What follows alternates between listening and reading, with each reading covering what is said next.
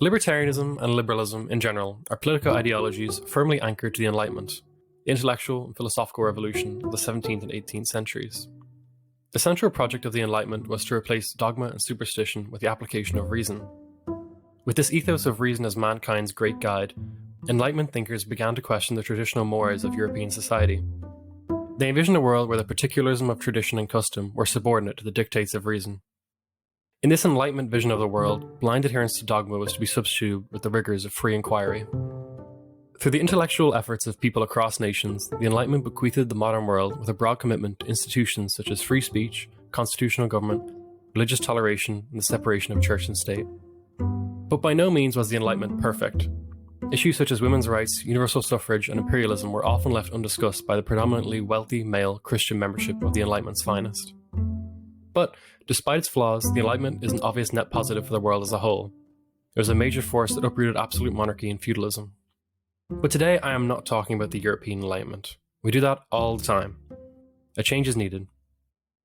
Despite their commitment to free inquiry, philosophy departments rarely offer classes on topics outside the philosophical canon. Now don't get me wrong, I love so many of the great books in the Western canon, but this is a restricted selection which often excludes entire continents. Often what is called the canon in reality excludes all but Western nations of the earth. But there is no use in just lamenting this. Instead, let's actually talk about someone outside the Western canon who's brilliant and deserves lots of praise and recognition.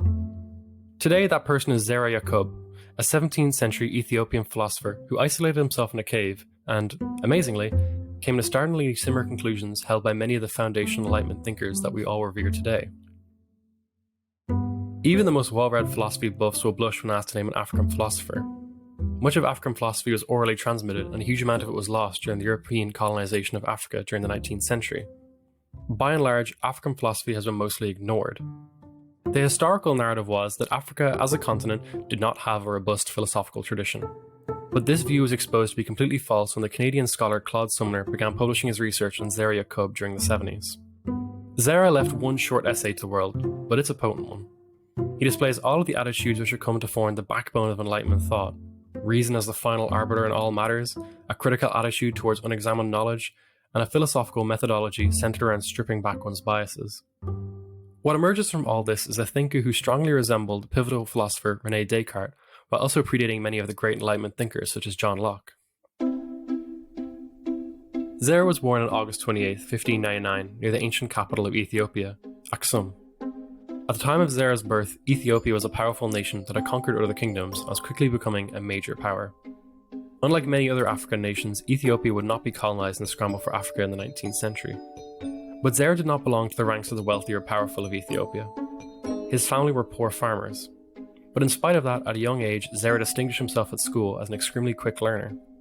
His teacher explained to his father that if he continued his education, he would become an excellent scholar. Zera was encouraged to continue his education beyond the basics to study rhetoric, poetry, and critical thinking for about 4 years. One day while studying and playing with friends, Zera accidentally fell into a ravine. Miraculously, he emerged unharmed despite the ravine being 26 fathoms deep, or about 50 meters. Amazed he was even alive, Zera then decided he would thank God by dedicating his life to studying Holy Scripture. At the time of Zera's studies, Ethiopia was a place of great religious unrest. Ethiopia, alongside Armenia, is one of the oldest Christian nations belonging to the Orthodox tradition, with many Ethiopians such as Zera being Coptic Christians. As Zera spent a whole decade studying the Bible, he observed the endless religious debates between Muslims, Jews, and Christians. Each time scholars would argue according to their faith and their scripture, with little reference to any universal principles. Zera was a curious person, and constantly asked others what they believed, and patiently listened. He realized that many people held their faith simply out of habit, tradition, and worst of all, from his perspective, dogma. Zera rejected all religious labels, explaining that he did not believe in anything except God who created all and conserves all, as he had taught me. Zera's skepticism of organized religion can be seen as a parallel to the American founder Thomas Paine's Age of Reason, which similarly aimed to make religion reasonable and individualistic. Completing his studies, Zera returned to his home of Aksum to teach for about 4 years. Sadly for Zera, this was a time of much religious tension yet again, not the best environment for a free thinker such as himself who wished to discuss each religion's merits and issues openly. He explains that the Frang, meaning foreigners, say this, or the Copts say that. I did not say this is good, this is bad, but I said all these things are good if we ourselves are good. This more open-minded approach did not win many friends, and people often misunderstood what Zera was saying, that he was not part of a particular religion. He simply loved and worshipped God, but there was no need to be part of any group in Zera's eyes. Like many other great thinkers throughout history who were ahead of their time, Zera attracted a great deal of confusion and ire. Portuguese Jesuits had been trickling into Ethiopia attempting to convert people to Catholicism, but by 1626 the reigning king, Susenyos, was converted from orthodoxy to Catholicism, and a period of great unrest began. The king tried to convert his subjects to the Catholic faith despite their protests. Zera attempted to stay neutral in the matter, but this made him even more unpopular than he already was. Eventually, for his free thinking that potentially threatened the status quo, Zera was denounced by a priest named Walda Johannes, who accused him of misleading the people, akin to Socrates, who supposedly had corrupted the youth of Athens. Thus Zera was forced to flee for his life. Grabbing some gold in his trusty Book of Psalms, Zera fled south towards Shoa, another Ethiopian kingdom. While on the road, he found a cave surrounded by the gorgeous scenery of the Takazi River. Being completely uninhabited, Zera decided this would make an excellent place to lay low until he could return home, whenever that would be. Zera began his new life of solitude, spending his days contemplating and only occasionally seeing people when he visited towns, where people looking at him would think he was some sort of indeterminate religious hermit, often giving him food or clothing. It is during this 2-year period of solitude in which Zera came to his stunning conclusions he would later record in his short yet potent book entitled Hatata, meaning The Inquiry. Zera begins his inquiry by giving a brief account of his own life and how he ended up in a slightly odd situation in a cave. After building a fence to keep out any wild animals, there was not much left to do but wait around all day. He explains that without much work to occupy him, he spent a great deal of his time meditating, and one of the first things he meditated over is all the persecution, strife, and misery committed in the name of God by men. The religious persecution Zera observed was intensified by the pernicious influences of dogma and tradition, which made it impossible for people to rationally argue about religion in a constructive manner. But Zera explained that God has endowed us with the gifts of intelligence and reason. The gift of reason was not bequeathed to us by chance. Reason is a tool that we use to uncover and examine fundamental truths. But if it is God who gave us reason in the first place, it logically follows that God must also be rational.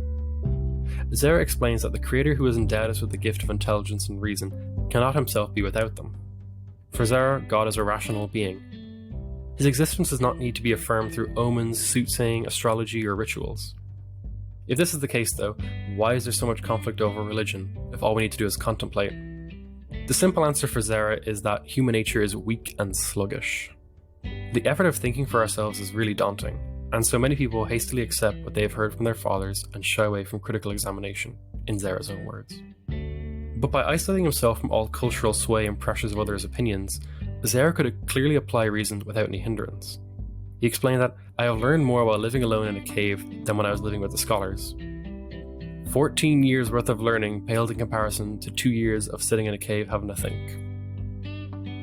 Following this, Zera criticized the religions of his day for strict adherence to arbitrary rules that had no real rational basis for existing. God as the highest being ought to be rational. Therefore, he could not possibly permit any absurdities to be committed in his name. Yet, there was a multitude of rules spanning across religions that Zera believed were at best absurd and at worst harmful to life itself. For example, in Christianity, the law of Moses deemed women impure when she was menstruating. But Zera pointed out the obvious fact that this is a perfectly natural part of a woman's life which God intended. Another prominent example within Christianity, Judaism, and Islam is the importance of fasting or abstaining from certain foods. But yet again, Zera states that eating could never be wrong as it is required and natural part of life. Zera explains that God does not order absurdities, nor does he say, "Eat this, do not eat this today, tomorrow do not eat." Zera was not just criticizing these religions for fun. He wanted to show that these ideas could not possibly belong to God because of their logical inconsistencies. If everyone became a Christian monk, the human race would die out due to celibacy. Therefore, it would be highly irrational for God to ever command us to be celibate. These rules and laws were merely falsehoods created by men. These were perpetuated throughout generations until they were normalized. They had no basis in God's word or God himself. They were made holy by men. But this critique of religion that Zera has goes even further. He explained that any religion which relies upon God explicitly revealing his teachings onto certain people is necessarily absurd. In language extremely close to John Locke and the American Constitution, surprisingly, Zera stated that all men are created equal. He emphatically believed that all men are equal in the presence of God and all are intelligent since they are his creatures. He did not assign one people for life, another for death, one for mercy, another for judgment. our reason teaches us that this sort of discrimination cannot exist in the sight of God. Revelations from God reserved for a particular set of humanity are absurd because by nature of our natural faculties, all of humanity is deserving of equal respect. But unlike Locke, who personally benefited from the slave trade, Zera roundly condemns slavery as an irrational practice that subverts God's will, God who made us equal like brothers. While Locke was an egalitarian in theory, Zera was an egalitarian in theory and practice. But in yet another parallel to Locke, Zera expounds a theory of natural law, establishing a dichotomy between the laws of God and the laws of men. The laws of God are eternal, unchanging, and perfect, while the law of man is contingent, ever-changing, and imperfect. The guidance of this natural law is accessible to all peoples, races, creeds, or genders, because as Zera beautifully puts it, the law of nature is obvious because our reason clearly propounds it. On the other hand, the law of man is often fickle, self-serving, and more often than not, based on irrational practices. I'll stick to the law of nature then. Even more surprisingly, Zera's idea of contemplation bears a striking resemblance to the famous French philosopher Rene Descartes, whose seminal Discourse on Method from 1637 is often referred to as one of the foundational texts of the Enlightenment. Descartes wrote Discourse on Method during his winter stay at Nuremberg, where he was hopelessly bored with little entertainment. In his seclusion, Descartes began to introspect on the importance of stripping away biases and preconceived notions before thinking philosophically. This method reaches its zenith with what is now called methodic or Cartesian doubt, which describes the process of closely scrutinizing beliefs which we believe to be true. Even seemingly apparent beliefs such as the idea we exist are not to be taken for granted.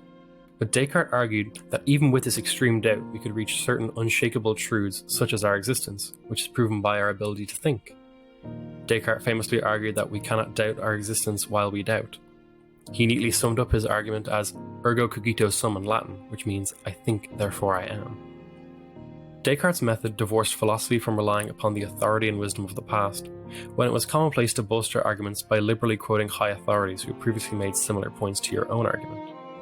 Descartes' radical skepticism denied the validity of custom and tradition, arguing in true Enlightenment fashion that reason is the only trustworthy guide in the quest for knowledge. The parallels between Zera and Descartes are obvious. Both experienced periods of seclusion from which they emerged equipped with a lean method that cut to the heart of philosophical issues. For both Descartes and Zera, reason wants to be our only guide, not blind faith, dogma, or tradition. This belief in reason as the only valid method of testing and proving knowledge is now known as rationalism. Zera critiqued organized religion, affirmed the supremacy of reason, argued in favor of natural law as the basis for morality, and roundly condemned slavery. In short, a man in a cave theorized about what would come to be the highest ideals of the Enlightenment before John Locke could even walk. Impressive to say the least, but Zera did not write down his conclusions till a much later date. After 2 years of solitude, King Sisennios, who had persecuted Zera, died, and was succeeded by his son, who expelled the Jesuits and firmly re-established Orthodox Christianity as the religion of his kingdom. With a semblance of peace restored, Zera left his cave and travelled north to a town called Emphras. While here, Zera met a wealthy man named Habutu, who upon finding out Zera could write, asked him to copy the Psalms of David. Being one of the only people nearby who could transcribe texts, Zera became happily busy. While living alongside Habutu and his family, Zera decided he needed a wife, believing that married life was a natural virtue. He found a maidservant working for Habutu named Harut, who he described quite bluntly as not beautiful, but she was good-natured, intelligent, and patient. Habutu saw no issue with this and told Zera from this day forth she would be your maidservant. But Zera quickly replied that she would not be his maidservant and the two would be husband and wife who are equal in marriage. Zera then asked Harut if she wished to marry him. But asking for a woman's consent in marriage back in the 17th century was a surprisingly rare occurrence, so it is significant that Zera did it at all and shows his commitment to both men and women's fundamental equality and dignity. Harut happily said yes, and the pair married. Zera loved her unrelentingly, saying that he did not believe there was another marriage which is so full of love and blessed as ours. Yet again, Zera outdid his European counterparts in his modest commitment to the equality of women, a topic even the most enlightened minds would either outright ignore or would espouse atrociously sexist beliefs upon. Eventually, Habutu asked Zera if he would teach his 2 sons to read and write.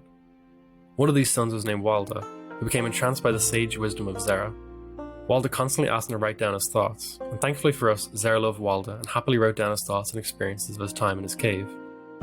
Waldo would go on to be a philosopher very much in the same vein as Zera, eventually writing his own treatise, applying Zera's thought to more practical issues of everyday life. Until his death, Zera was a second father to the curious Waldo.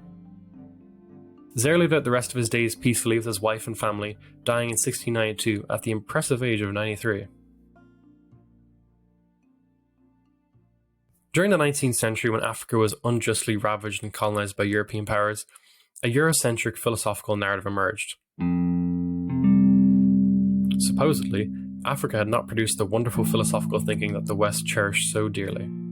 Africans were thought of as impervious to logical and systematic thinking. Colonizers actively ignored the rich tradition of oral philosophy that had existed throughout places such as Ethiopia, because they considered that philosophy had to be written down to even count, conveniently ignoring the fact that Plato's works are all dialogues, and the finest work of Greek poetry, the Iliad, was not written down till hundreds of years after its composition. The writings of Zera Yacob and his later successor, Waldo Hayat, completely demolished this Eurocentric narrative. At times, there is a worrying degree of Eurocentrism in philosophy, which through often restricted curricula teaches only one point of view, the Western one. But philosophy is, by its very nature, a collective and universal quest for knowledge that draws people from all kinds of nations. Zera's work is truly an amazing piece of history. His rationalist principles, the idea of natural law, and openness to religious discussion and toleration make him seem like a messiah of the Enlightenment, despite his geographical and cultural isolation from it. Zera uncovered his rationalist principles around roughly the same time that Descartes wrote Ergo Cogito Sum for the first time. He criticized organized religion 100 years before Thomas Paine wrote The Age of Reason. He wrote that all men were created equal before the American Constitution and before Locke. For these and many other reasons, I believe Zera Yacob roundly deserves an honourable mention as the African precursor to the Enlightenment values we so dearly cherish today.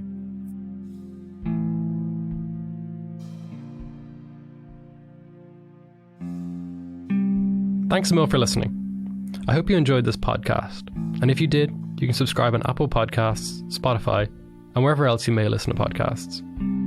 Visit the website www.libertarianism.org to find more podcasts like this one. I hope to see you next time.